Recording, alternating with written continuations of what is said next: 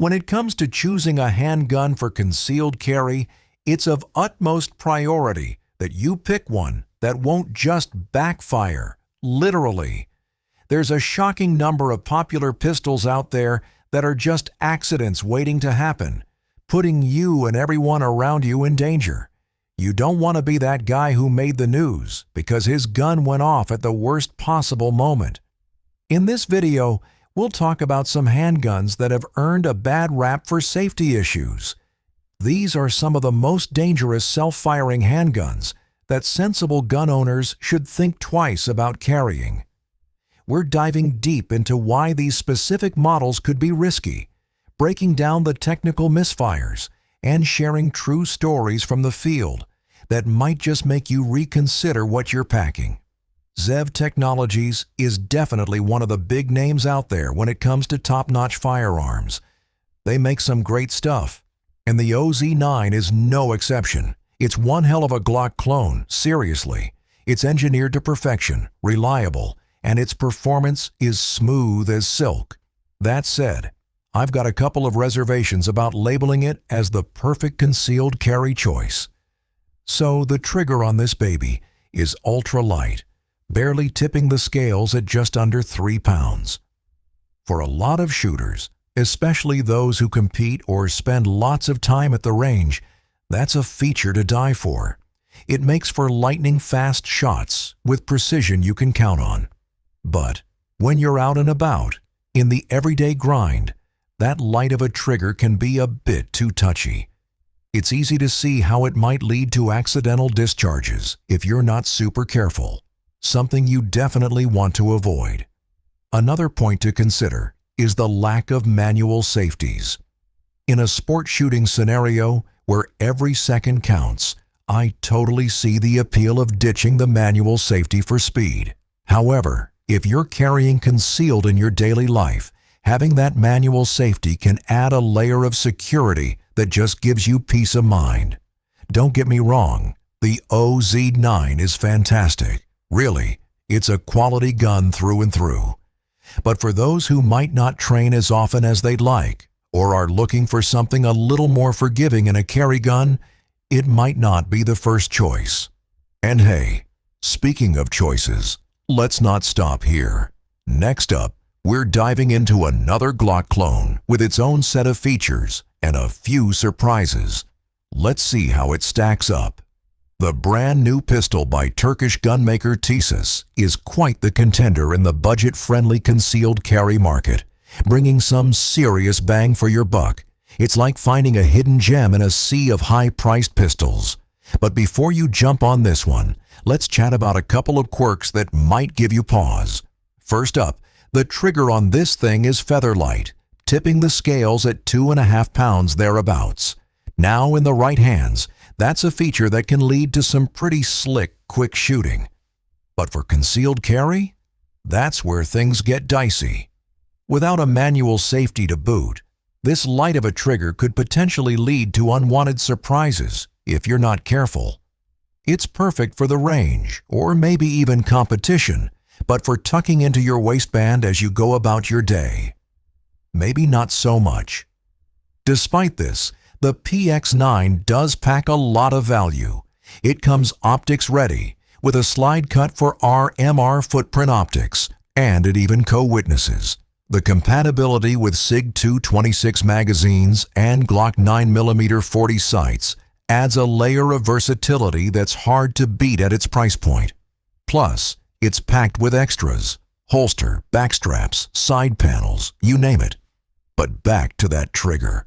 It's a nice feature for sure, especially at this price point, feeling more like something you'd find on a high-end competition pistol rather than a carry gun.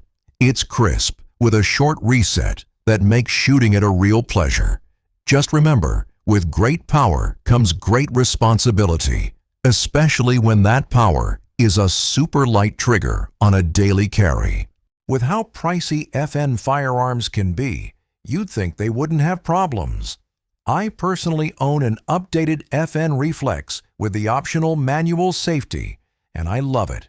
I wouldn't hate on FN, but the FNS9 stirs a mix of emotions. It's renowned for its sturdy build and reliability, which makes it a popular choice for FN fanboys, myself included. However, its quirks, particularly in how it discharges, may raise safety concerns, especially for a concealed carry weapon where control and predictability are non-negotiable. The FNS9 has been flagged for conditions that could lead to accidental discharges, such as when the slide is slightly out of battery, a condition that was serious enough to prompt a recall for replacing the striker to a newer model designed to prevent such incidents. This issue, mainly identified in controlled environments, casts a shadow over its suitability for everyday carry, despite its excellent performance on the range. Imagine carrying a firearm that's like a high-performance sports car, flawless on the racetrack, but a handful in daily traffic. The FNS9, with its potential for unexpected discharges, might just be too much of a gamble for the average user, despite its many virtues like versatility, ergonomic design, and high capacity. Despite these concerns, the FNS9 continues to be a strong contender in the firearm market, supported by its robust design and comprehensive features. Yet anyone considering this model for regular carry should thoroughly understand its operational nuances and recall history to ensure safety. The Smith & Wesson Shield has earned its stripes in the compact firearm scene, especially among those who carry concealed. It's sleek, reliable, and has a fan base that swears by its effectiveness. But no hero is without its controversies, right? Let's talk about the thumb safety on the Shield. It's like pineapple on pizza, sparking debate across forums and gun ranges alike. Over on platforms like Glock Talk, you'll find plenty of chatter about whether the thumb safety is a help or a hindrance. Some folks argue that in a pinch, fumbling with a safety could cost precious seconds. They'd rather see a design that skips the external safeties, aiming for a smoother, quicker draw. It's all about that clean, snag-free experience for them. On the flip side, there are plenty of Shield carriers who welcome the thumb safety with open arms. For beginners or those who maybe don't carry every day, that extra step is a comforting buffer against accidental discharges. It's like having a little guardian angel sitting on the side of your gun, making sure things only go bang when you absolutely want them to. Despite the debates, the Smith & Wesson Shield hasn't lost its charm.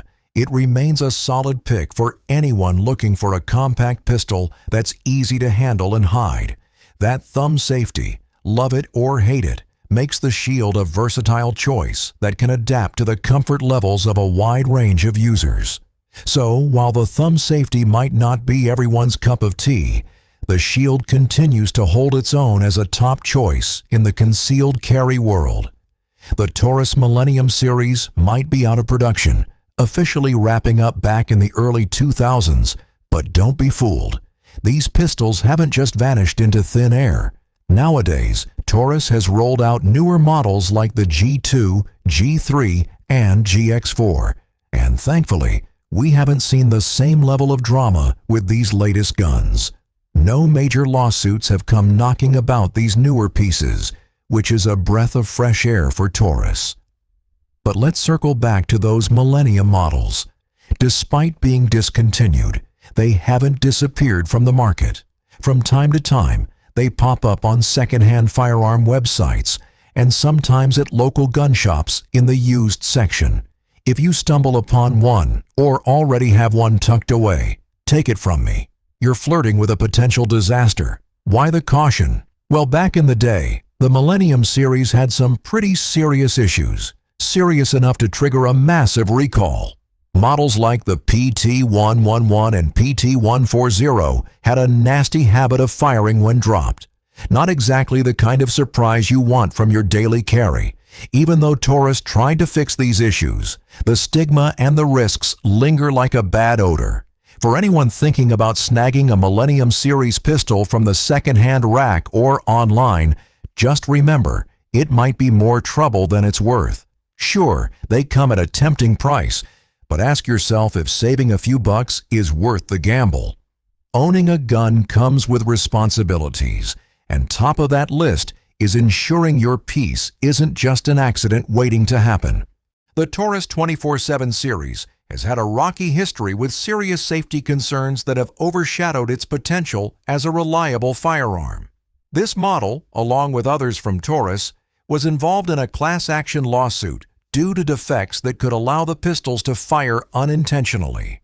Specifically, the 24/7 series was reported to discharge when dropped, or even while the safety was engaged, leading to injuries and prompting a massive recall and legal actions. The lawsuit and subsequent recall highlighted a faulty design that permitted these unintentional discharges, affecting a substantial number of pistols and owners. This situation was serious enough that it even caught the attention of law enforcement agencies in Brazil, where the Sao Paulo military police recalled 98,000 Taurus 24/7 pistols after discovering that they could be discharged without pulling the trigger. For current owners of the Taurus 24/7 or those considering purchasing one from secondary markets, it's crucial to be aware of these issues. The settlement provided options for repair, replacement, or compensation, but the lingering doubts about the model's safety make it a contentious choice for personal defense. Always ensure that any firearm, particularly those with known issues, is handled with extra caution and verified for any necessary updates or recalls.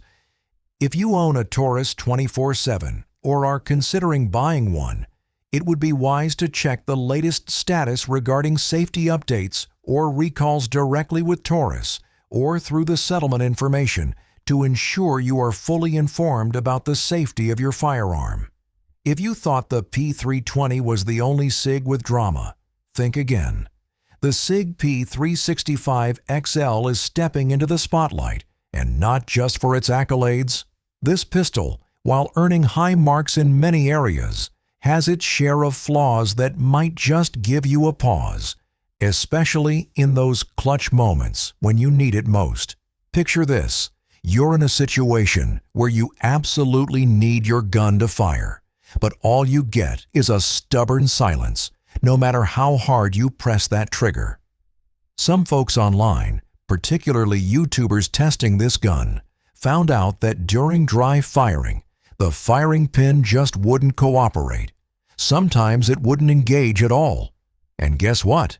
This was even without a mag in place. After reaching out to Sig, they suggested giving the gun a good old break-in period. But even after several hundred rounds, the problem stuck around. That kind of hints at something more than just a stiff new gun. We're likely looking at a deeper mechanical or design hiccup. Now you might find yourself doing a little jiggle with the gun or pushing forward on the slide to get it to fire, which kind of works. Sometimes. But let's be honest, having to finagle your firearm to work is far from ideal, especially for something you might rely on for personal safety. Kudos to Sig for their speedy customer service response and willingness to handle repairs under warranty. And while there have been no lawsuits filed, but it does make you wonder, if Sig put a trigger dingus in these P365s, would they be having all these issues? The P320 has been racking up fans for military pedigree, its modular design, and its flexibility, appealing to everyone from soldiers to cops to everyday folks looking for protection. But as much as fanboys rave about their P320, it's not without its drama, especially if you're thinking about tucking it into an appendix carry. It rocks a trigger pull weight of between 4 and 5.5 pounds, which makes it quick and easy to shoot, no doubt. But it lacks a manual safety and a trigger blade safety. You know, everyone calls it the dingus. So really, the only thing between you and a potential accidental discharge is how careful you are. And when that piece is pointed right at your vitals, well, you better not slip up. Despite some upgrades to address its shaky rep, including a fix for that notorious issue where it could fire if dropped, the P320 still carries some risks. Remember that wild story about the Montville, Connecticut cop whose P320 went off while it was still holstered during an arrest? Right. Nothing even snagged the trigger. It just fired. So the P320 might be revolutionary in a lot of ways, but when it comes to carrying one tucked right up against your belly, you might want to think twice. Those safety gaps can turn a minor mishap into a major uh-oh moment real fast. And there you have it. What's your take on these dangerous handguns? Know any other models that should have made this list, or have any concealed carry nightmare stories to share? Drop your thoughts down below, and don't forget to hit that like and subscribe for more. Thanks for watching.